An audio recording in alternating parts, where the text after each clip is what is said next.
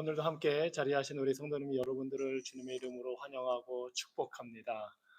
좋은 날 또 이렇게 하루하루의 삶을 우리에게 주신 우리 주님의 은혜로 우리가 이렇게 함께 모였습니다.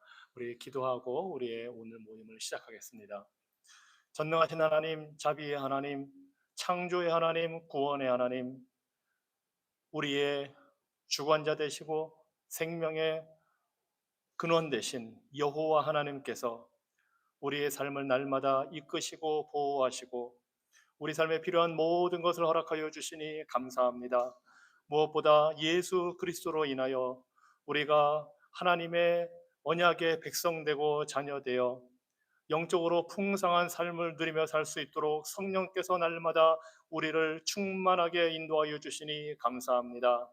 주님, 오늘 우리가 주의 말씀을 사모하며 함께 모였사오니 이 자리에 모인 주의 성도들에게 하늘의 신령한 복으로 풍성하게 허락하여 주셔서 우리의 영혼과 육신이 잘되며 우리의 범사가 형통케 되며 강건한 하나님의 주시는 모든 복을 받아 누리는 복되고 기쁜 삶이 되게 하여 주시옵소서. 이를 통해 주님 영광 받아 주시고 주의 교회가 든든히 세워지게 하여 주시옵소서. 예수 그리스도 이름으로 기도합니다. 아멘.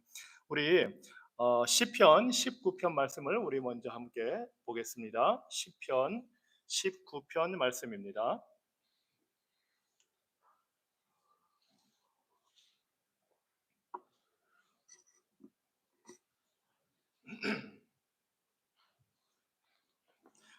구약성경 시편 19편 1절부터 보겠습니다.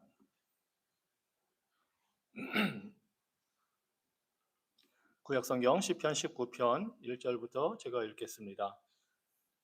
하늘이 하나님의 영광을 선포하고 궁창이 그의 손으로 하신 일을 나타내는도다.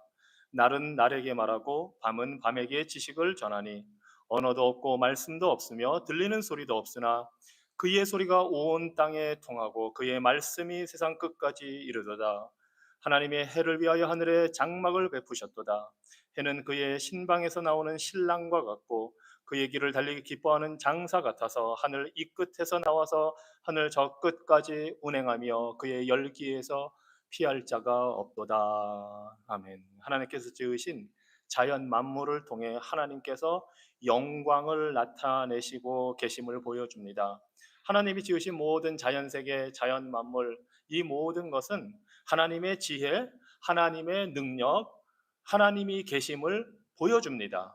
그래서 위대한 자연을 보고 경탄하지 않는 사람이 없으며 그 위대한 자연을 보고서 놀랍게 진화되어서 이렇게 만들어졌구나 하는 사람이 자고로 역사에 별로 없습니다. 심지어 진화론을 믿는 그런 과학자들조차도 자연의 위대함 앞에서는 경탄을 합니다. 그리고 그것을 한갓 진화라든가 우연히 생겨났다고 하기에는 그런 말을 하기에는 좀 멋쩍어 합니다. 우리는 왜 이렇게 아름답고 멋있는 자연 만물이 생겨났는지 알 수 있습니다. 하나님이 지으셨기 때문입니다. 그리고 특별히 하나님께서 해를, 태양을 하늘에 만들어 두셨다고 하는데 이 태양이 해가 떠서 지는 것을 신랑이 나오는 것처럼 기쁜 마음으로 그 신방에서 이제 나오는 것처럼 또 달리기 하는 그런 선수처럼 표현하면서 하늘 이 끝에서 저 끝까지 동에서 서로 다 태양이 운행하고 그래서 그 열기로 모든 자연 만물이 자라고 그 섭취하고 영양분을 섭취하고 광합성을 하고 식물과 동물이 그렇게 자라가는 것을 보여줍니다. 즉 태양의 빛을 피할 수가 없습니다. 태양의 열기가 미치지 않는 곳이 없습니다. 하나님의 계심, 하나님의 존재하심, 하나님의 자비와 능력은 모든 인류에게 다 알려진다는 사실을 보여줍니다. 그래서 어느 누구도 하나님이 계시다는 것을 부정하거나 부인할 수 없습니다. 핑계 댈 수가 없습니다. 사실 무신론자들이 하나님이 없다고 그렇게 열심히 길을 쓰고 입증하려는 이유는 단지 이것이 지식의 문제나 과학의 문제가 아니라 사실은 양심과 도덕의 문제이기 때문입니다. 하나님이라는 신이 있다는 그 생각을 떨쳐버리지 않으면 본인들이 하고 싶은 대로 하는 게 너무 찜찜하기 때문에 내가 원하는 대로 마음대로 하고 싶은데 누군가 하나님이 있다, 신이 있다 하면 그 양심이 가책을 받기 때문에 구태여 하나님이 없다고 자꾸 무신론을 주장하는 겁니다. 그래서 무신론은 지식의 문제가 아니라 도덕의 문제입니다. 유명한 사람들 중에 작가나 유명한 사람들 중에 무신론자들이 꽤 많습니다. 그리고 그 사람들은 어떻게든 하나님이 계시지 않다는 것을 증명해 보이려고 노력을 했습니다. 왜냐하면 본인들이 사는 부도덕하고 비도덕적인 삶을 합리화하기 위해서입니다. 그런데 그것을 벗어날 길이 없습니다. 왜냐하면 하나님께서 양심을 사람에게 넣어주셨고 양심의 법이 있기 때문에 겉으로는 머리로는 하나님을 없다고 부정하지만 양심으로는 부정할 수가 없습니다. 그래서 사실 그 무신론자들이 특히 대놓고 부도덕한 일을 일삼는 사람들이 죽을 때 대개는 하나님을 저주하거나 무신론자면 신이 없으니까 저주하지 말아야 되는데 하나님을 저주합니다. 아니면 본인을 저주하다가 죽는 경우가 많이 있습니다. 비참한 말로입니다. 이 자연에 나타난 하나님의 존재를 알려주는 것을 자연계시라고 하는데 오늘 시편 19편은 여기에서 그치지 않습니다. 제가 이제 7절 이하의 말씀을 계속해서 보겠습니다. 시편 19편 7절 이하입니다. 여호와의 율법은 완전하여 영혼을 소성시키며 여호와의 증거는 확실하여 우둔한 자를 지혜롭게 하며 여호와의 교훈은 정직하여 마음을 기쁘게 하고 여호와의 계명은 순결하여 눈을 밝게 하시도다. 여호와를 경외하는 도는 정결하여 영혼까지 이루고 여호와의 법도 진실하여 다 의로우니 금 곧 많은 순금보다 더 사모할 것이며 꿀과 송이 꿀보다 더 달두다. 하나님은 자연 만물을 통해서 당신을 계시하시고 알려주시지만 특별히 우리에게 택한 자녀들에게 특별한 계시의 말씀을 주셨습니다. 그것이 바로 우리가 갖고 있는 성경 말씀이고 구약과 신약에 있는 말씀이고 이 하나님의 말씀을 7절 이하에 보면 여러 표현으로 나타내고 있습니다. 율법이라고 하기도 하고 증거라기도 하고 교훈, 계명, 여호와를 경외하는 도 이렇게 표현하기도 하고 여호와의 법 이렇게 여러 가지로 이 시편 19편에서 표현을 하고 있습니다. 하나님의 말씀에 대해서. 그리고 이 표현은 시편 119편에 계속해서 반복해서 나옵니다. 시편에서 가장 긴 절을 갖고 있는 시편 119편과 오늘 우리가 보고 있는 시편 19편은 하나님의 말씀에 대해서 그 말씀이 어떠한지를 우리에게 보여주는데 오늘 말씀의 7절 이하 10절까지만 해도 하나님의 말씀이 어떠한지를 우리는 잘 알 수 있습니다. 하나님의 말씀, 율법이라고 표현되는 이 말씀은 완전하기 때문에 우리 영혼을 살아나게 합니다. 새로 만들어줍니다. 리프레시하게 만들어줍니다. 그리고 하나님의 말씀 증거는 확실한 말씀이기 때문에 어리석은 자를 지혜롭게 만들어줍니다. 그리고 하나님의 말씀 교훈은 아주 정직하고 바르기 때문에 우리의 마음을 기쁘게 해줍니다.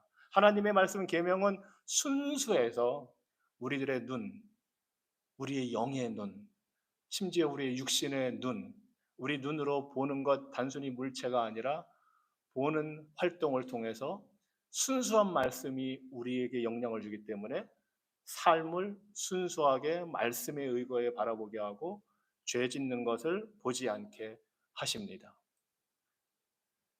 여호와를 경외하는 도 하나님의 말씀이 여호와를 경외하게 만드는 그것이기 때문에 근데 그것이 아주 정결하고 깨끗해서 영원토록 이것은 정결하고 깨끗하기 때문에 변하지 않고 이어집니다.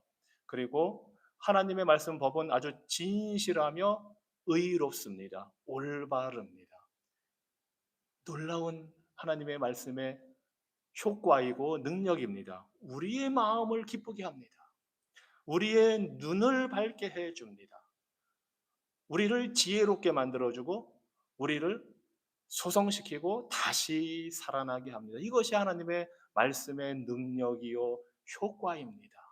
그래서 11절에 보니까 10절에 보니까 곧 많은 순금보다 더 사모할 것이며 꿀과 송이꿀보다 더 달구다. 금보다, 말하자면 물질보다, 재물보다 이 말씀을 더 사모하게 된다는 것입니다. 더 사랑하고 더 추구하게 된다는 것입니다. 우리가 하나님의 말씀을 이 세상 무엇보다, 우리가 가진 돈보다, 우리가 소중하게 여기는 그 무엇보다 더 사랑하고 사모하고 추구하고 있습니까? 오늘 말씀에 따르면 하나님의 말씀은 그럴 만한 가치가 충분히 있습니다.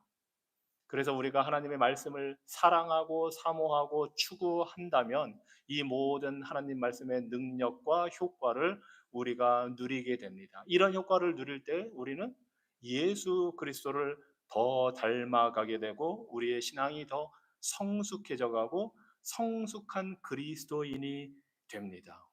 이것이 말씀의 능력이요 우리에게 주는 유익입니다. 그래서 11절에 보니까 또 주의 종이 이것으로 말씀으로 경고를 받고 이것을 지킴으로 상이 크나이다. 하나님 말씀을 지키는 자에게 하나님께서 상을 주십니다. 이 땅에서뿐만 아니라 영원한 천국에서 주님께서 주시는 상이 순종하는 자, 지키는 자에게 있다고 말씀하십니다. 그리고 이 땅에서 주시는 상의 그 대표적인 것이 무엇이냐? 12절부터 나옵니다. 자기 허물을 능히 깨달을 자 누구리요? 나를 숨은 허물에서 벗어나게 하소서. 또 주의 종에게 고의로 죄를 짓지 말게 하사 그 죄가 나를 주장하지 못하게 하소서. 그리하면 내가 정직하여 큰 죄과에서 벗어나겠나이다. 말씀이 우리에게 이 땅을 사는 동안 주는 큰 상 중에 하나가 바로 우리를 죄에서 벗어나게 하는 것입니다.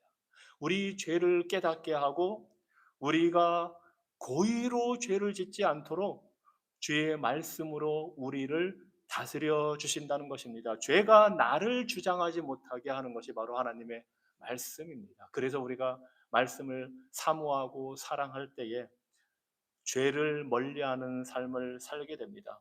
정직한 삶을 살게 되고 큰 죄를 짓지 않게 됩니다.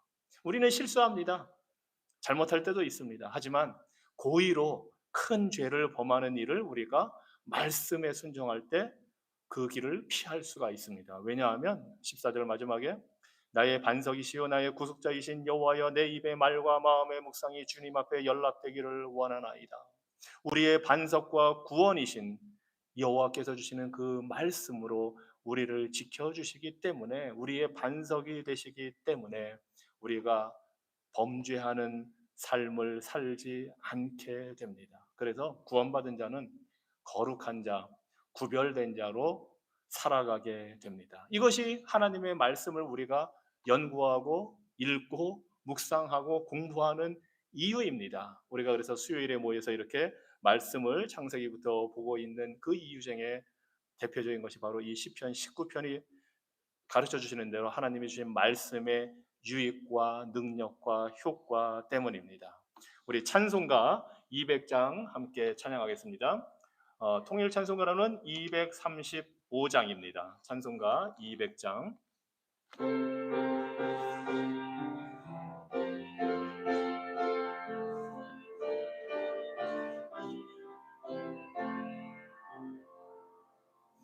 밝고 묘한 그 말씀 생명의 말씀은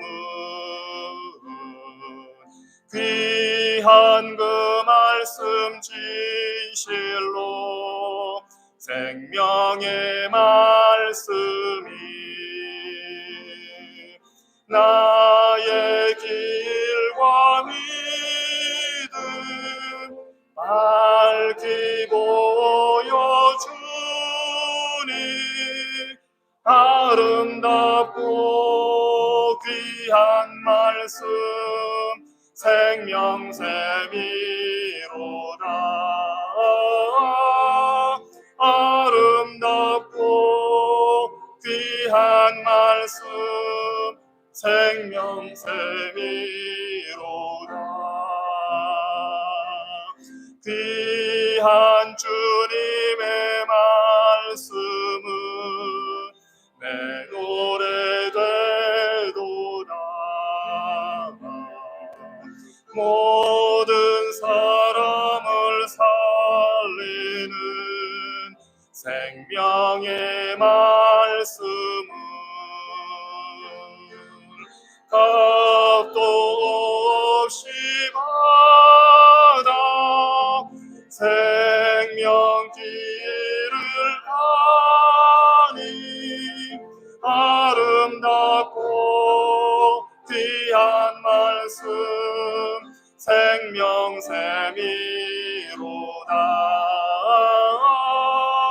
아름답고 귀한 말씀 생명샘이로다.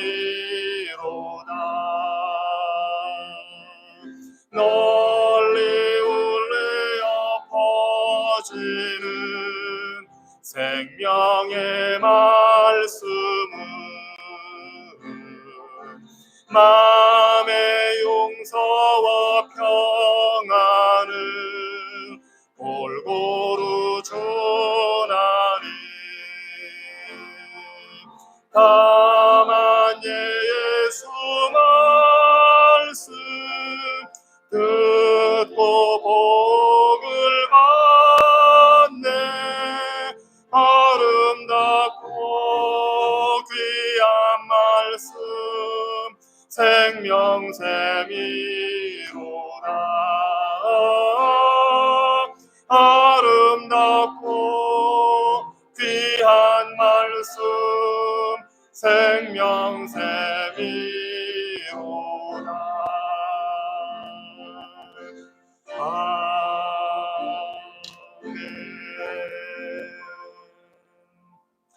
이제 우리 창세기 3장 말씀 함께 보겠습니다.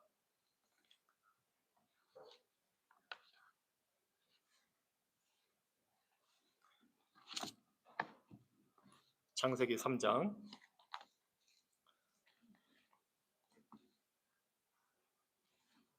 하나님께서 사도 요한을 통해서 계시록에서 하나님의 말씀을 읽고 듣고 지키는 자가 복되다 하셨습니다. 그래서 저는 가능하면 우리가 반복되더라도 하나님 말씀을 같이 읽고 또 듣고 그런 것을 많이 했으면 좋겠습니다. 그래서 지난주에 우리가 3장을 다 같이 읽었지만 오늘도 함께 읽도록 하겠습니다. 3장 1절로 마지막 24절까지. 지난주에는 제가 1절 읽고 여러분들이 2절 읽고 홀수 짝수로 했는데 이번에는 바꿔서 해보겠습니다. 여러분이 홀수 1절부터 읽으시고 제가 2절 짝수 읽고 이렇게 번갈아 가면서 교독을 하는데 여러분이 먼저 3장 1절 말씀을 읽겠습니다. 다 같이 시작.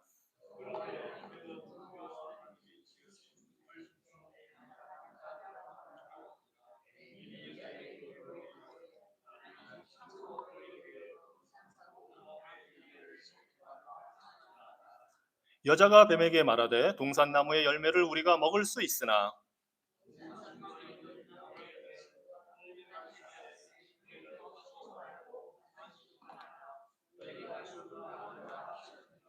뱀이 여자에게 이르되 너희가 결코 죽지 아니하리라.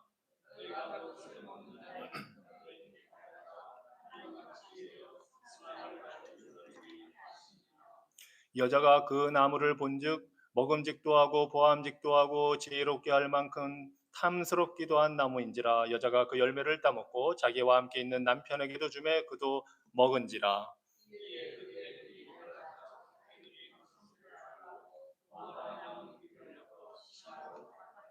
그들이 그날 바람이 불 때 동산에 거니시는 여호와 하나님의 소리를 듣고 아담과 그의 아내가 여호와 하나님의 낯을 피하여 동산 나무 사이에 숨은지라.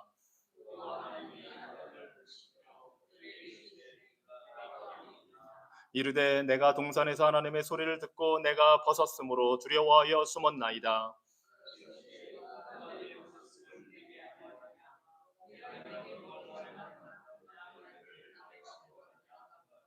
아담이 이르되 하나님이 주셔서 나와 함께 있게 하신 여자 그가 그 나무 열매를 내게 주므로 내가 먹었나이다.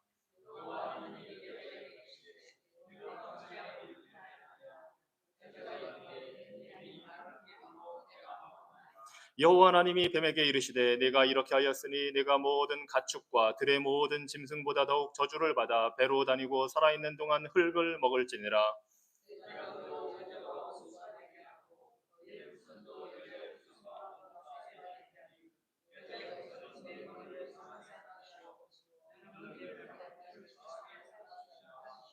또 여자에게 이르시되 내가 네게 임신하는 고통을 크게 더하리니 네가 수고하고 자식을 낳을 것이며 너는 남편을 원하고 남편은 너를 다스릴 것이니라 하시고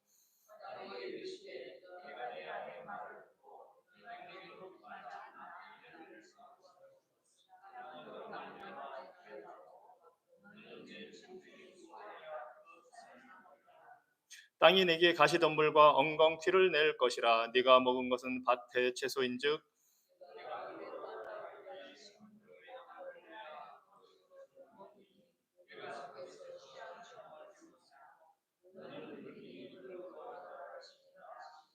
아담이 그의 아내의 이름을 하와라 불렀으니 그는 모든 산자의 어머니가 됨이더라.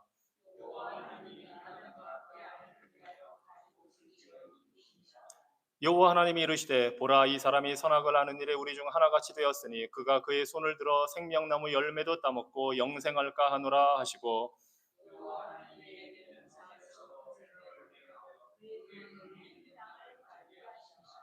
다 같이 읽을까요? 이같이 하나님이 그 사람을 쫓아내시고 에덴 동산 동쪽에 그룹들과 두루 도는 불칼을 두어 생명나무의 길을 지키게 하시니라. 아멘. 참 놀라운 하나님의 말씀입니다. 사실 창세기 1장부터 이렇게 보면은 뭐 특별히 어려운 그런 용어나 뭐 아주 전문적인 용어들은 사실 없습니다. 그래서 창세기 1장을 특히 사람들에게 전 지구에 있는 모든 부족, 심지어 소수 민족에게까지 그 나라 그 부족의 말로 번역해서 창세기 1장을 줘도 이해 못할 것이 하나도 없습니다. 그 정도로 놀라운 전달력과 호소력을 가지고 있는 것이 사실 창세기 1장, 2장, 3장입니다.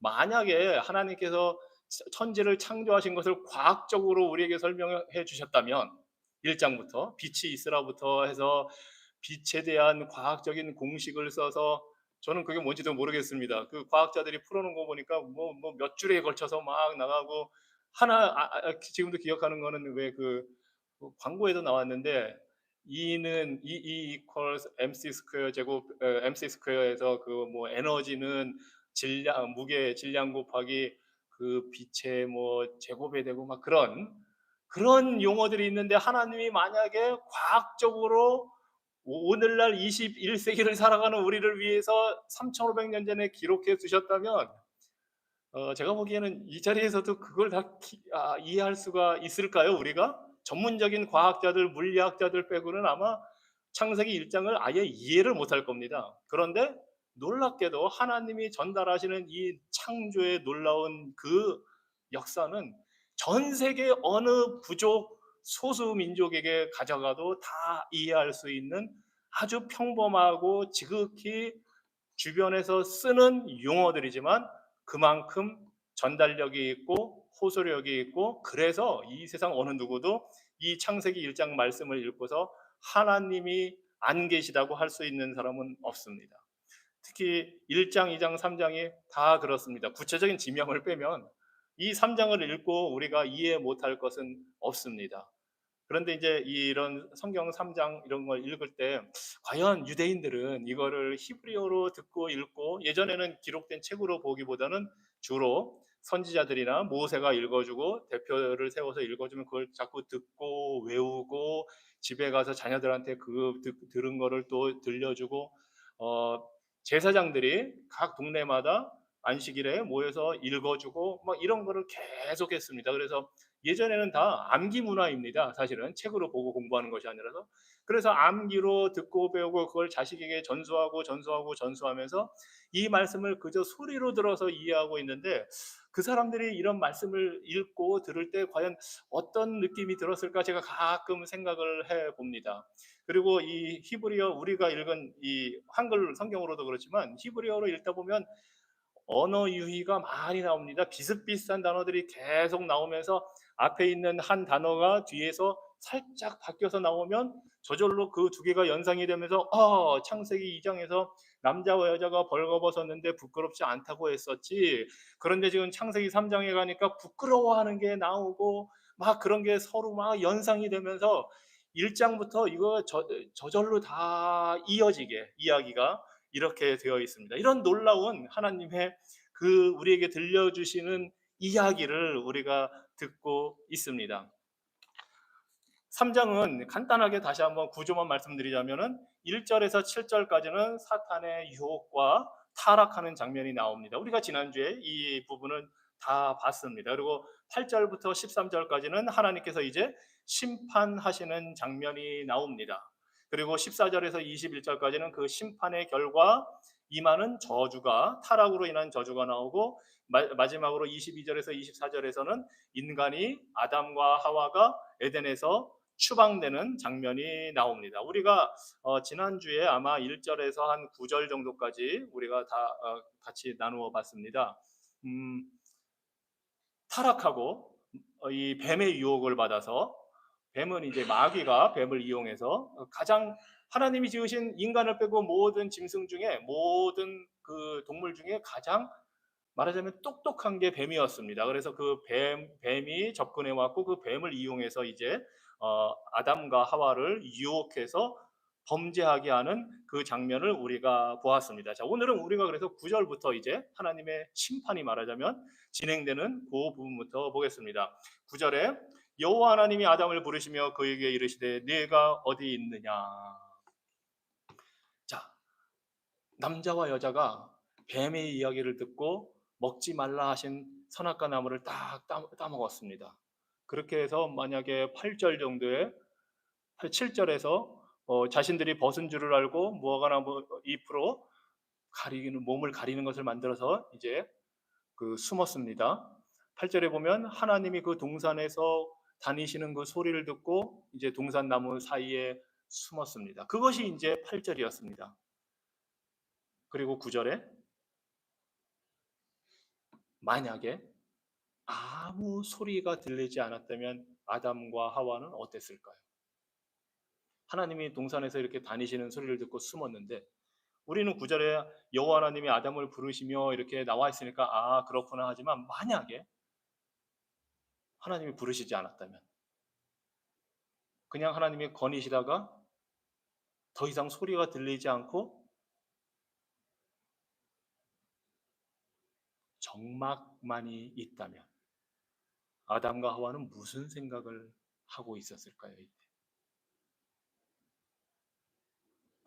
혹시 그런 경험이 있으실지 모르겠습니다. 여러분들이 아주 착하고 말 잘 듣는 어린 시절을 보냈다면 그럴 일이 없지만, 만약에 개구장이었고 말도 잘 안 듣고 하지 말라는 것을 잘하고 그랬으면 이제 그 걸리면 엄마 아빠한테 혼나지요. 뭐 혼날 때는 겁나지만 그렇게 몇 번 혼나다 보면 당연하게 받아들이고 그러는데, 어느 날 갑자기 내가 잘못한 걸 뻔히 아는데 엄마가, 아빠가 아는 것 같은데 아무 소리를 안 할 때, 저는 그게 더 무섭던데요. 더 겁나고, 이게 이 정도, 내가 이 정도 잘못했으면 이 정도 혼나야 되는데 어 과거와는 다르게 내가 이만큼 잘못한 게 있는데 아직 나에 대한 뭐가 없어요. 조용하고. 그럼 이제 더 심장이 쿵쾅쿵쾅 뛰고, 왜 이러지? 혹시 내가 뭐 이거 한 거를 엄마 아빠가 모르고 계시나? 그러면 다행인 것 같은데 하는 생각이 들 텐데, 분명히 알고 있는 것 같은데 아무 얘기를 안 하실 때, 그게 아마 아담과 하와에게는 더 큰 무게로 다가왔을 겁니다. 아마 하나님이 여기에서 그냥 아무 말 안 하시고 그들에게서 물러나셨다면 아담과 하와의 삶은 더 피폐해지고 더 비참해졌을 겁니다. 그런데 감사하게도 9절에 여호와 하나님이 아담을 부르십니다. 이것이 은혜입니다. 심지어 심판의 자리로 부르실지라도 하나님은 선악과를 따먹은 그들이 먹으면 반드시 죽는다 하신 대로 그냥 죽게 찌그러들어서 고통받다가 죽게 놔두지 않으시고 그에게 와서 부르시고 물으십니다. 항상 우리 인간은 하나님이 먼저 찾아와서 시작을 하시기 때문에 우리에게 구원의 소망이 있습니다. 우리 인간이 먼저 하나님을 찾아가는 법이 없습니다. 지금 첫사람 아담과 하와는 하나님의 낯을 피합니다. 이것이 인간의 죄 지은 인간의 본능적인 반응입니다. 하나님이 찾아와 주지 않으시면 우리에게는 구원의 소망이 없습니다. 물론 대가를 치러야 됩니다. 하지만 대가를 치를지라도 하나님이 찾아주시기 때문에 구원의 빛을 볼 수가 있는 겁니다. 제가 만약에 잘못했는데 우리 부모님이 아예 혼내지도 않고 찾아와 주지도 않으면 그거는 부모 자식 간의 관계가 끝난 거 아니겠습니까? 그거로 끝이죠. 네. 그런데 하나님이 찾아와서 인간을 부르십니다. 그리고 먼저 아담을 찾아오셨습니다. 왜냐하면 창세기 2장에서 하나님께서 에덴 동산에서 아담을 먼저 만드시고 선악과를 따먹지 말라는 명령을 아담에게 하나님이 먼저 주셨기 때문에 직접적으로 주셨기 때문에 하나님이 그것을 범한 아담을 먼저 찾아와서 물론 하와가 먼저 따먹었지만 아담에게 먼저 찾아와 물으십니다. 그리고 또 하나님께서 남자를 가정에 가장으로 세워서 책임 있게 가정을 이끌도록 2장에서 결혼 제도를 두시면서 그렇게 질서를 잡아주셨기 때문에 아담에게 먼저 책임을 물으십니다. 네가 어디 있느냐?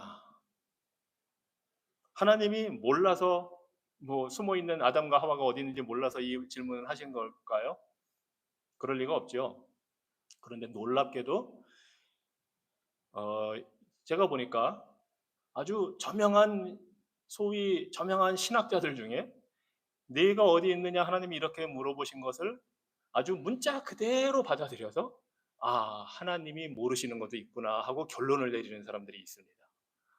그래서 이제 거기서부터 본인만의 신학을 시작을 합니다. 하나님은 모르시는 것도 있더라. 아니 성경을 다 보면 전지전능하시다는 걸 다 우리가 알 수 있는데 그리고 그런 사람들은 주로 성경을 말씀 그대로 안 받아들입니다. 문자 그대로 안 받아들이는데 꼭 이런 거는 문자 그대로 받아들여서 네가 어디 있느냐 물어보셨다고 아 하나님은 모르시는 것도 있다. 그래서 그들만의 독특한 신학 체계를 만들어냅니다. 그런 것 중에 하나가 이제 혹시나 들어보셨을 수도 있는데 기억을 못 하셔도 되는데 과정신학이라는 게 한 가지가 있습니다. 그것은 하나님이 이 세상을 만들기는 했는데 무슨 일이 일어날지 미래에 대해서는 모르신다고 그 사람들은 생각을 합니다. 그래서 이 세상에 막 어려운 일이 일어나고 힘든 일이 일어나면 사람들이 고통에 빠져서 왜 하나님 우리를 안 도와주시나요? 그러는데 그것은 그 사람들 설명에 의하면 사랑이 없어서가 아니라 하나님이 미래를 잘 모르기 때문에 도와줄 능력이 없어서 사람들을 못 도와주고 대신에 사랑은 많으니까 하나님이 그 고통당하는 사람들 옆에 와서 같이 아파하고 슬퍼하고 울어주고 있다고 그 사람들은 그렇게 말을 합니다. 그리고 그런 근거로 꼭 이런 거를 평소에는 문자 그대로 성경을 믿지도 않으면서 이런 건 문자 그대로 잘 믿습니다. 그래서 네가 어디 있느냐 하나님이 물어보셨다고 그런 결론을 냅니다. 그래서 지식이 많다고 해서 지혜로운 게 아니라는 걸 우리는 알 수가 있습니다. 정말 제가 미국 와서 놀란 거는 그런 사람들은 신학교에서 가르치면 안 되잖아요. 그런데 신학교나 대학교, 대학원, 그 신학대학원에 그런 사람들이 많습니다. 그러면서 그걸로 밥을 먹고 삽니다. 정말로. 한국에서라면 그런 사람들 다 신학교에서는 다 교수를 못 해야 되는데 미국에서는 그런 사람들이 다 교수하고 일반 대학에서도 그 성경 가르치는 과목이 있거든요. 교양으로도 가르치고 그럼 그런 사람들이 와서 막 가르칩니다. 그래서 제가 이제 미국 사람들 만나면 농담으로 그러죠. 야, 너희는 정말 하나님께 감사해야 된다. 왜냐하면 예수님께서 사람이 떡으로만 살 것이 아니요 말씀으로 살 것이라고 했는데 너는 그 하나님 말씀 갖고 밥 벌어먹고 살고 있지 않느냐. 정말 너네가 미국이 그나마 문화적으로 크리스찬 국가니까 그런 걸 할 수가 있지. 한국에 와서 네가 만약에 신학교에 취직하려고 하면 넌 그거 못할 거다. 제가 얘기를 해줍니다. 이런 현실이 이쪽에서는 또 진행이 되기도 합니다. 아무튼 하나님이 네가 어디 있느냐 물어보신 것은 몰라서가 아니라 아담에게 지금 기회를 주는 겁니다. 대화를 시작하는 겁니다. 아니 엄마 아빠가 애들이 잘못한 거 몰라서 야 너 뭐 했니라고 물어봅니까? 뻔히 알면서 대화를 시작하는 겁니다. 하나님이 지금 아담과 대화를 시작하면서 재판을 시작을 하고 있는 겁니다. 4장에서도 이제 가인이 아벨을 죽였을 때 가인한테도 하나님이 똑같이 물어봅니다. 네 동생 아벨이 어디 있느냐? 하나님이 몰라서 질문하시는 것이 아니라 하나님은 회개의 답을 듣고 싶어 하시는 겁니다. 본인이 책임을 인정하고 죄를 졌다는 것을 인정할 기회를 지금 주시는 겁니다. 인간의 범죄는 하나님의 심판을 불러옵니다. 그래서 하나님은 반드시 심판을 하십니다. 그리고 처음에 창세기 3장에서 시작된 이 심판은 마지막 지구가 끝나고 새하늘과 새 땅을 하나님이 이루시는 그 직전에 마지막 심판으로 완성이 될 겁니다. 자, 10절에 그러니까 아담이 이렇게 대답을 합니다. 이르되 내가 동산에서 하나님의 소리를 듣고 내가 벗었으므로 두려워하여 숨었나이다. 지난주에도 제가 잠깐 언급을 했는데 이 창세기 2장과 3장에는 1장에서는 하나님, 엘로힘, 하나님이 천지를 창조하셨다는 것을 계속 엘로힘 하나님이라고 했는데 2장과 3장에는 20번이나 여호와 하나님이 하고 계속 말씀을 하십니다. 여호와 하나님이.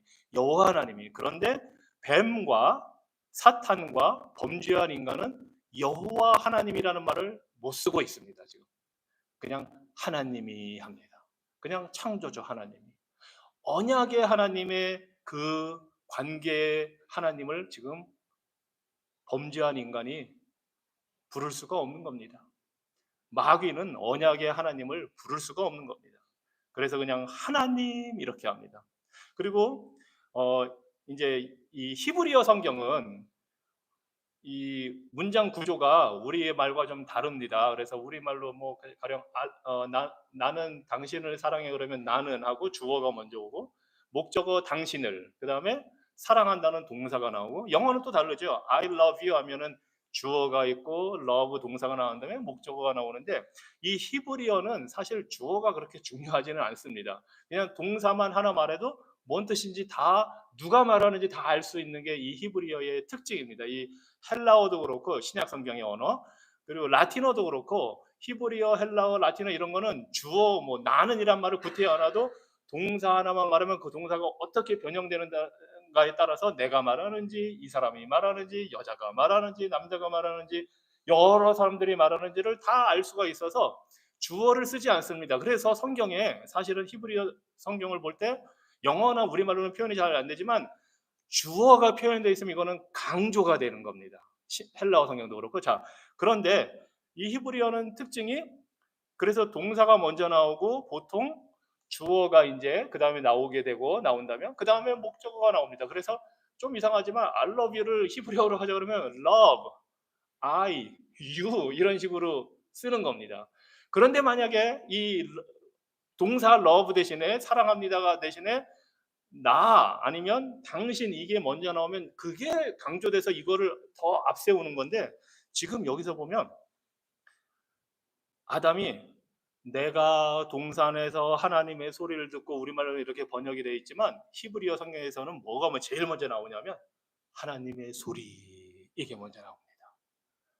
하나님의 소리를 제가 듣고 하나님의 소리를 듣고 제가요 벗어서 무서워서 숨었습니다 하는 겁니다.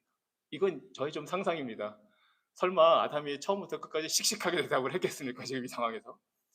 그런데 구태여 하나님의 소리를 내세웁니다. 하나님의 음성을 내세웁니다.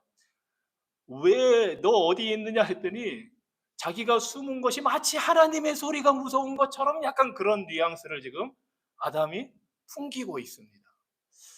굉장히 이게 그냥 말하는 것 같지만 인간의 복잡 미묘한 심리가 다 드러나는 겁니다. 그 죄인으로서 잘못해서 수치심, 부끄러움, 그 죄책감에 무서움, 회피하고 싶고 하나님을 어떻게든 맞닥뜨리고 싶지 않은데 그 모든 게 지금 다 농축이 돼서 지금 이렇게 나오고 있는 겁니다. 그래서 자신의 잘못을 직접 말하기보다 하나님 소리 때문에 제가 두려워서, 마치 자기가 두려워서 숨은 게 하나님이 찾으시니까 두려운 것처럼 이렇게 표현을 합니다. 그리고 또 재밌는 거는요, 여기서 하나님의 소리를 듣고, 이 말은 히브리어도 한 단어로 여러 가지 뜻을 가질 수가 있는데, 당연히 소리는 하나님의 음성, 말씀하시는 음성인데, 소리를 듣는다, 말씀을 듣는다 할 때 그 듣는다는 히브리어 단어는 또 순종한다라는 뜻이 있습니다. 그러니까 한 단어 들으면 순종하게 된다는 게 연상이 되기 때문에, 그래서 말씀을 듣는다는 것은 내가 말씀을 듣고 순종합니다라는 것까지 나가게 되는데, 그런 식으로 또 보자면은 이거는 제가 하나님의 말씀을 지금 듣고 순종합니다. 하나님이 물으셨으니까. 또 그런 뉘앙스도 살짝 들어가 있습니다. 그러니까 어떻게든 지금 아담은 자신의 잘못을 축소하려는 겁니다. 자신이 범죄한 사실을 솔직하게 인정하는 게 아니고 어떻게든 그 사실을 감추고 축소하려고, 저는 하나님 말씀에 지금 순종하고 있습니다. 굉장한 아이러니죠, 사실은. 예. 결국 이것은 아담이 불순종했다는 걸 오히려 거꾸로 드러내는 것밖에 되지 않습니다. 분명히 창세기 2장 25절에서는 두 남녀가 벌거벗었지만 부끄럽지 않았다고 했는데, 지금은 부끄러워서 숨었습니다. 우리 죄인은 사실 하나님의 낯을 피해서 숨을 곳이 없습니다. 그래서 시편 139편 7절에 내가 주의 신을 떠나 어디로 가며 주의 앞에서 어디로 피하리까? 내가 하늘에 올라가도 그곳에 계시고 내가 무덤 속에 내려가도 주께서 거기 계시나이다. 비유적인 표현입니다만 하나님을 피할 수가 없습니다. 이것은 두 가지의 의미가 다 들어 있습니다. 하나는 좋은 의미일 수도 있고 하나는 부정적인 의미일 수도 있습니다. 긍정적이라면 우리가 어디 있든지 하나님이 함께 하시니 얼마나 든든하고 좋은 것입니까? 그런데 우리가 죄를 지으면 하나님을 피해서 도망갈지라도 바다 끝까지 도망가고 하늘 끝까지 도망가고 싶어도 심판의 하나님이 거기에 계신다는 사실입니다. 우리는 하나님을 피할 수가 없습니다. 원하는 것은 긍정적인 의미로 우리가 하나님과의 관계를 가져서 내가 어디에 있든 하나님이 계십니다 하고 이 시편 139편 7절의 원래 의미대로 고백을 하기를 저는 바랍니다. 하지만 그 무서운 하나님을 피하기 위해서 피할 수도 없는데 도망간다면 이 시편 139편 7절이 그 죄인에게는 저주의 소리로 들리게 될 것입니다.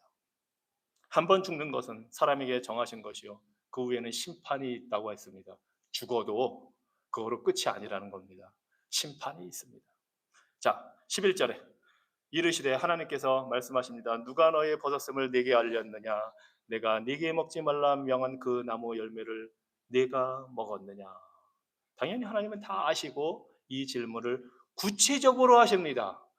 첫 질문에 아담이 제가 이렇게 잘못했습니다 했으면 하나님이 이 질문을 안 하셨을 텐데, 아담이 대답을 안 하니까 구체적으로 물어보십니다. 뱀이 여인에게 와서 먼저 하나님이 참으로 너희에게 이렇게 말씀하셨느냐 하고 꼬셨기 때문에 하나님이 이 아담에게 말하실 때 내가 내게 먹지 말라 명령한 하고 아주 강한 어조로 짚어주십니다. 뱀이 그렇게 너희들을 속였지만 사실 내가 창세기 2장에서 너희들에게 말한 것은 그냥 그거 먹지 마라, 따먹지 마라, 안 좋다 이게 아니고 먹으면 반드시 죽는다고 명령한 것이 아니었느냐? 그런데 네가 그 열매를 먹었느냐? 하고 하나님이 꼭 집어서 질문하시는 겁니다. 우리는 재판장 하나님을 적당히 피해갈 수가 없습니다. 우리의 생각까지 아시는 하나님이 꼭꼭 집어서 우리의 잘못을 지적해 내십니다. 전지전능하시고 철두철미하시고 사랑이 한이 없으신 하나님이시지만 의와 정의가 한없이 크신 분이기 때문에 그 두 가지 성품 그대로 다 하나님은 가지고 우리를 대하십니다. 그래서 우리는 여호와 하나님을 두려워하고 경외하라는 것입니다. 단순히 무서워하라는 것이 아닙니다, 물론. 하지만 우리는 하나님을 무서워할 줄 알아야 합니다. 하나님 무서운 줄 모르고 사는 인생은 하나님이 누군지를 모르는 인생입니다. 하나님을 두려워하되 경외함으로, 즉 그 하나님이 생명을 살리기도 하시고 죽이기도 하시고 생명을 주기도 하시고 취하시는 분이심을 바로 알 때에 하나님을 하나님으로 알고 두렵고 떨림으로 섬기되 그 하나님 안에서 참된 구원의 안식을 누리고 휴 하고 안심할 수 있는 사랑의 하나님임을 또한 알게 되는 것입니다. 그래서 하나님을 우리가 알고 믿는다는 것은 뭐 한쪽으로만 딱 이렇게 규정해서 이렇게 믿어야 돼. 하나님은 이런 분이야 하시는 게 아닙니다. 우리가 그렇게 이야기를 하는 순간 하나님은 그 우리가 만들어 놓는 한계에서 이미 벗어나 계십니다. 하나님은 우리 인간이 맞는 박스 틀 안에 갇혀 계시는 분이 아닙니다. 우리는 그렇게 하나님을 자꾸 생각하지만 하나님은 그런 분이 아닙니다.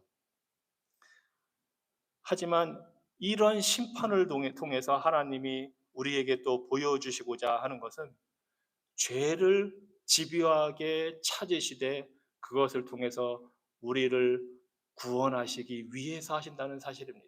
하나님이 우리를 구원할 생각이 없으시면 심판하실 이유도 없습니다. 죄를 찾으실 이유도 없습니다. 물으실 이유도 없습니다. 깨닫고 회개하고 자신의 잘못을 고백하게 해서 구원의 은혜를 주기 위해서 하나님이 심판을 하시고 질문을 하십니다. 자, 하나님이 이제 이렇게 질문을 했습니다. 누가 너의 버섯음을 내게 알렸느냐? 내가 내게 먹지 말라 명한 그 나무 열매를 내가 먹었느냐? 여러분에게 제가 질문을 하겠습니다. 대답을 해 주셔야 됩니다. 여러분은 오늘 저녁을 드셨습니까? 예? 이거는 트릭 퀘스천이 아닙니다. 뭐가 있는 게 아니에요. 그냥 그대로 질문해 주세요. 여러분은 오늘 저녁 드셨습니까? 그럼 다 드신 거네요. 혹시 안 드셨으면 아니요 하고 하셔야 됩니다. 다 드셨습니까? 예. 아니요도 있고. 이 둘 중에 하나입니다. 예, 아니요 둘 중에 하나입니다. 예. 뭐 너 저녁 먹었습니까? 하면 예, 아니요죠. 하나님이 질문이 뭡니까? 내가 먹지 말라 명한 그 나무 열매를 네가 먹었느냐? 자, 그럼 뭐라고 대답이 나와야 될까요? 둘 중에 하나죠. 예, 아니면 아니요. 예. 그게 당연히 기대되는 대답이잖아요. 근데 12절에 뭐라고 그럽니까? 아담이 이르되 예라고 했나요? 아니오라고 했나요? 우리 사람이 굉장히 뱀이 간교했다고 그랬는데 사람은 더 간교합니다. 아주 요 예와 아니오의 답을 절묘하게 지금 피해서 아담이 대답을 지금 하고 있는 겁니다. 아담이 이르되 하나님이 주셔서 나와 함께 있게 하신 여자 그가 그 나무 열매를 내게 주므로 내가 먹었나이다. 분명히 질문은 간단해요. 예 아니면 예스 아니면 노로 대답을 해야 돼요. 그럼 끝이에요. 근데 예스 노가 전혀 없어요. 그리고 이제 제가 아까도 말씀드렸지만 그리고 이제 몇 주 전에 제가 말씀드린 거 하나 이제 히브리어를 몇 개 가르쳐 드린 것 중에 하나가 남자라는 히브리어 단어가 이시라고 했어요. 이시. 여자는 이샤. 남자에서 나왔기 때문에 옆구리에서 이샤. 그래서 이샤. 그런데 아담이 이르되 제가 좀 아까 설명드렸지만 히브리어는 순서가 다르다고 했잖아요. 처음 나오는 단어 위에 우리말로는 하나님이 주셔서 나와 함께 있게 하신 여자 이렇게 되지만 영어로는 뭐라고 나와 있냐면 the woman 이렇게 나와 있어요. 여자가 먼저 나와요. 그게 히브리어의 순서대로입니다. 그리고 히브리어는 거기서 그냥 이샤 이렇게 나옵니다. 그러니까 아담이 말할 때 제일 먼저 이 하나님의 말씀에 대답하는 첫 단어가 이샤입니다. 여자. 예스 노가 아니고 여자.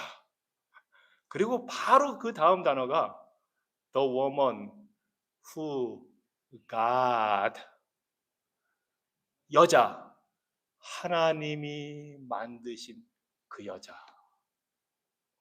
자기가 네 아니오로 대답하지 않고 여자 탓을 하는 겁니다. 이샤 여자가 그런데 그 여자는 하나님이 만들어서 내게 주신 여자 그 여자가 줘서 제가 먹었습니다. 자신이 뭘 했다고 내가 능동적으로 그런 걸 했습니다라고 말하는 게 아니고 다 지금 여자 탓을 하면서 또 교묘하게 하나님 탓을 하는 겁니다. 하나님이 안 만들어 줬으면 이 여자가 없었을 거고 내가 안 따먹었을 건데 이 여자가 내게 주어서 자기는 그냥 수동적으로 여자 말 잘 듣고 지금 했습니다. 예. 그래서 남자들을 못 믿는 겁니다. 여자들이. 이 여자 핑계대는 이 아담의 후손. 예. 근데 이제 남자만 그런 게 아니에요. 보니까 13절에 보니까 여호와 하나님이 여자에게 이르시되 네가 어찌하여 이렇게 하였느냐. 여자가 이르되 뱀이. 이거는 히브리어 순서에도 그대로 잘 맞았습니다. 지금 뱀이 첫 번째 나오는 단어가 뱀이. 뱀이 나를 꿰어서 내가 먹었습니다. 이 구절들이 죄가 우리 인간에게 미친 그 결과를 보여줍니다. 죄를 인정하려 들지 않습니다. 심지어 하나님 앞에서도. 그리고 자신이 한 행동에 대한 책임을 지려 하지 않습니다. 그리고 이 죄에 대한 처벌을 받아들이려고 하지를 않습니다. 비난하고 남 탓을 합니다. 이것이 우리 죄악된 성품을 가진 인간들의 모습입니다. 감사하게도 이런 죄악된 성품이 항상 나타나지 않고 사회가 유지되는 것은 그나마 하나님이 우리에게 주신 양심, 도덕, 사회적인 법, 이런 은혜를 우리에게 사회에 주셨기 때문에 이 사회가 유지되고 살만하지, 만약에 그런 장치마저 하나님이 안 주셨으면 우리는 다 남 탓하고, 저는 가끔 미국 사회에 대해서 놀라는 것 중에 하나가 그렇게 총을 차보다도 많이 갖고 있고 인구 수보다 많이 갖고 있는 나라에서 그나마 이렇게 유지되는 게, 법과 질서가 유지될 수 있다는 게, 이게 만약에 총기 소유가 모든 전 세계에 가능했다면 어떤 일이 일어났을까? 아마 나라마다 사회마다 다르겠지만 이런 사회를 유지한다는 게 쉽지는 않을 겁니다. 하나님이 주신 이 은혜의 법, 이 도덕법, 양심, 사회적인 규범이 있기 때문에 이게 가능하지, 안 그러면 우리는 아담과 하와처럼 행동하면 이 사회가 아마 아수라장이 되고 멸망됐을 겁니다. 시간 관계상 오늘은 13절까지만 하겠는데요. 제가 흥미있는 글을 하나 이 아담과 하와에 대해서 보면서 이제 접한 게 있습니다. 어디 그 기사 아티클에서 나온 건데요. 제목이 이겁니다. 아담이 나를 오염시켰다 또는 중독시켰다. 몇 년 전에 영국 방송 BBC가 캐나다 토론토에 있는 예술가 질리안 젠서라는 사람을 인터뷰했습니다. 그 기사의 헤드라인은 어떻게 한 조각가의 예술 작품이 그 조각가 젠서를 천천히 오염시키고 중독시켜서 죽음으로 몰아갔는가 하는 겁니다. 이 젠서라는 조각가가 이 활동을 예술가로서 하는데 두통, 뭐 구토, 막 그리고 이 청력도 잃어버리고 머리가 막 아프고 혼란스럽고 심지어는 막 죽고 싶다는 생각이 들고 그런 것을 겪었다고 합니다. 그래서 의사를 찾아가서 계속 원인을 찾아보는데 뭐가 원인인지를 모르고 혹시 조각가니까 혹시 조각가로서 다루는 어떤 재료들 중에 그런 안 좋은 걸 유발하는 게 있나 했더니 이 조각가는 천연 재료, 자연에 있는 것만 갖고 사용을 하기 때문에 다른 뭐 화학 물질을 다루지 않기 때문에 그런 의심이 들지 않았습니다. 그래서 그냥 말하자면 정신과 치료를 받고 정신 뭐 우울증 약이라든가 이런 거를 먹었는데도 해결이 안 됐습니다. 그래서 전문의를 찾아서 어떻게 하다가 피 검사를 했는데 이 조각가의 혈액 속에 비소와 나비라는 중금속이 매우 높게 함유되어 있다는 것을 알게 되었습니다. 의사도 놀랐고 이 젠서라는 이 조각가도 놀랐습니다. 충격을 받기도 하고 도대체 어떻게 이런 일이 생길 수가 있을까? 그렇게 그래서 이야기를 나누던 중에 이 조각가가 자기가 만드는 작품을 위해서 쓴 재료가 자연에 있는 걸 다 썼는데 특히 이 여자는 이 조각가는 홍합, 바다에서 나는 홍합을 가지고 그 작업을 했다고 합니다. 홍합을 잘라서 붙이기도 하고 갈아서 그걸 쓰기도 하고 그런데 놀라운 사실은 이 홍합이 오염된 바닷속에 있으면서 그런 중금속을 함유해서 그게 독소가 축적이 돼 가지고 이 조각가가 그것을 만드는 과정에 호흡기나 이런 거로 다 이제 들어가 버린 겁니다. 그래서 자신은 아주 자연에 있는 재료를 썼다고 했는데 오히려 몸이 중금속으로 오염이 되고 중독이 되어가고 있었던 겁니다. 그런데 매우 아이러니하고 흥미로운 사실은 이 조각가가 만들고 있던 평생을 거쳐서 만드는 작품이 뭐였냐면 바로 성경에 나오는 아담을 주제로 한 거였습니다. 그러니까 성경을 보면서 자기가 나름대로 아담이 이랬을 것이라고 여러 가지로 이 아담의 모습을 조각을 하는데 그 홍합 껍질을 가지고 지금 다 한 겁니다. 뭐 제가 사진은 직접 못 보여드리지만 그 사진을 봤더니 정말 홍합의 그 막 여러 가지 색깔이라든가 그 구조라든가 이런 거 가지고 아주 멋있게 잘 만들었습니다. 그런데 이 정말 아이러니는 그 최초의 인간 아담이 정말로 이 조각가를 중독시키고 오염시켰다는 겁니다. 이 조각가에게 병을 가져왔다는 겁니다. 이거는 육체적인 질병이었지만 사실 아담은 우리에게 영적으로 죄를 물려주었고 우리를 중독시켰고 오염을 시켰습니다. 아담이 하나님께 반역하고 불순종할 때 우리를 인간의 본성을 오염시켜서 우리도 불순종하고 반역하는 그런 존재가 됐습니다. 물론 이 조각가는 이 젠서라는 이 조각가는 자신의 그 오염 중독이 그 아담 조각상에서 나왔다고는 전혀 생각도 못하고 있었습니다. 사실 많은 사람들이 그 생각을 못합니다. 뭐 주로 사회, 교육, 성장 배경 이런 게 잘못돼서 우리가 잘못을 한다고 남 탓을 많이 하고 세상 탓하고 조상 탓하고 부모 탓도 하고 다 남 탓을 합니다.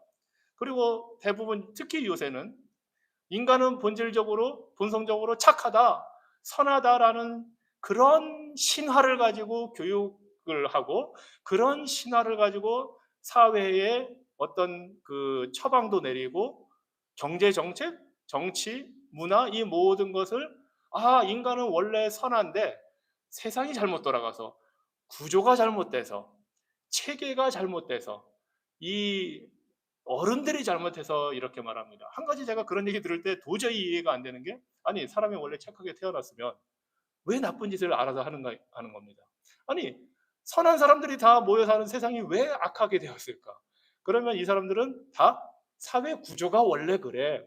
돈이 사람을 그렇게 만들어 해서 이 사회주의 공산주의자들은 자본주의를 그래서 그렇게 미워합니다. 그렇게 미워해서 숱한 사람을 죽입니다.